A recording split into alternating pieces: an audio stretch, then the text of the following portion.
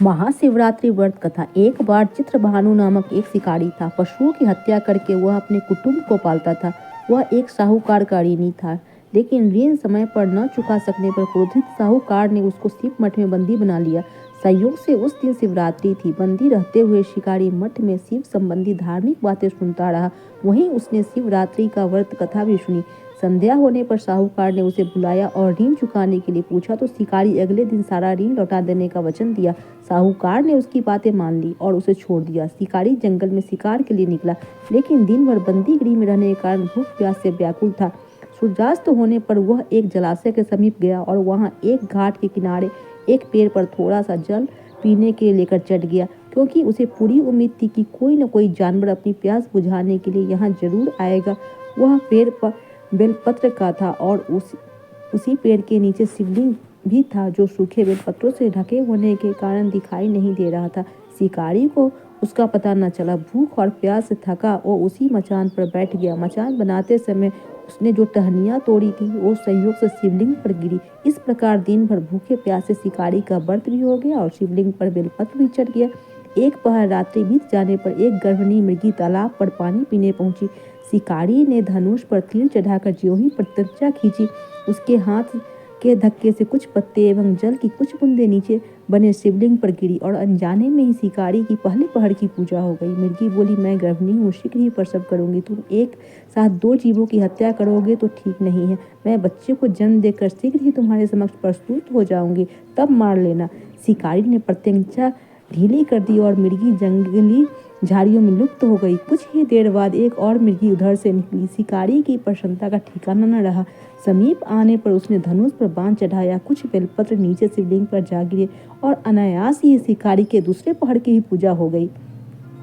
तब उसे देख मृगी ने विनम्रतापूर्वक निवेदन किया कि मैं थोड़ी देर पहले ऋतु से निवृत्त हुई हूँ, कामातुर विरहिणी हूँ, अपने प्रिय की खोज में भटक रही हूँ। मैं अपने पति से मिलकर शीघ्र ही तुम्हारे पास आ जाऊंगी। शिकारी ने उसे भी जाने दिया। 2 बार शिकार को खो कर वह चिंता में पड़ गया। रात्रि का आखिरी पहर बीत रहा था। तभी एक अन्य मृगी अपने बच्चों के साथ उधर से निकली। शिकारी धनुष पर तीर चढ़ाकर छोड़ने ही वाला था कि मृगी बोली, मैं इस बच्चों को इनके पिता के हवाले कर लौट आऊंगी, इस समय मुझे मत मारो। शिकारी हंसा और बोला, सामने आए शिकार को छोड़ दूं? मैं ऐसा मूर्ख नहीं हूँ। इससे पहले मैं 2 बार अपना शिकार खो चुका हूँ। मेरे बच्चे भूख प्यास से तड़प रहे होंगे। उत्तर में मृगी ने फिर कहा, जैसे तुम अपने बच्चे की ममता सता रही है, वैसे ही मुझे भी इनकी फिक्र है। इसलिए सिर्फ बच्चों के नाम पर मैं थोड़ी देर के लिए जीवन दान मांग रही हूँ। मेरा विश्वास करो, मैं इन्हें इनके पिता के पास छोड़कर तुरंत लौटने की प्रतिज्ञा करती हूँ। मृगी का दीन स्वर सुनकर शिकारी को उस पर दया आ गया। उसने उस मृगी को भी जाने दिया। शिकार के अभाव में बेल वृक्ष पर बैठा शिकारी बेलपत्र तोड़ तोड़ कर नीचे फेंके जा रहा था। उसकी तीसरे पहर की पूजा स्वतः ही संपन्न हो गई। पौ फटने को हुई। एक हिष्ट पुष्ट मृग उसके रास्ते पर आया।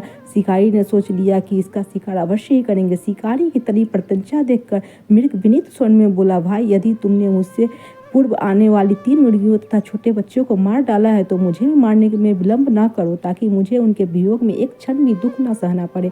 मैं उन मुर्गियों का पति हूँ। यदि तुमने उन्हें जीवन दान दिया है तो मुझे भी कुछ क्षण का जीवन दे दो। कृपा करो, मैं उससे मिलकर तुम्हारे समक्ष उपस्थित हो जाऊंगा। मृग की बात सुनकर शिकारी ने सारा कथा मृग को सुना दी।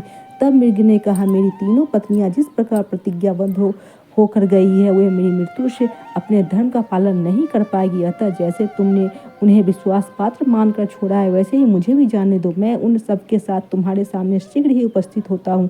उपवास, रात्रि जागरण तथा शिवलिंग पर बेलपत्र चढ़ाने से शिकारी का हिंसक हृदय निर्मल हो गया। उसमें भगवत शक्ति का वास हो गया था। उसके हाथ से धनुष था बाण छूट गया था और उसने मृग को जाने दिया। थोड़ी ही देर बाद वह मृग सपरिवार शिकारी के समक्ष उपस्थित हो गया, ताकि वह उनका शिकार कर सके। किंतु जंगली पशुओं की ऐसी सत्यता, सात्विकता एवं सामूहिक प्रेम भावना देखकर शिकारी को बड़ी ग्लानि हुई। उसके नेत्रों से आंसुओं की झड़ी लग गई। उस मृग परिवार को न मारकर शिकारी ने अपने कठोर हृदय को जीव हिंसा से हटा सदा के लिए कोमल एवं दयालु बना लिया। देवलोक से समस्त देव समाज भी इस घटना को देख रहे थे। उसके ऐसा करने पर भगवान शंकर ने प्रसन्न होकर तत्काल उसे अपने दिव्य स्वरूप का दर्शन कराया तथा उसे सुख समृद्धि का वरदान देकर गुह नाम प्रदान किया। यही वह गुह था जिसके साथ भगवान श्री राम ने मित्रता की थी। जय श्री शिव शंकर।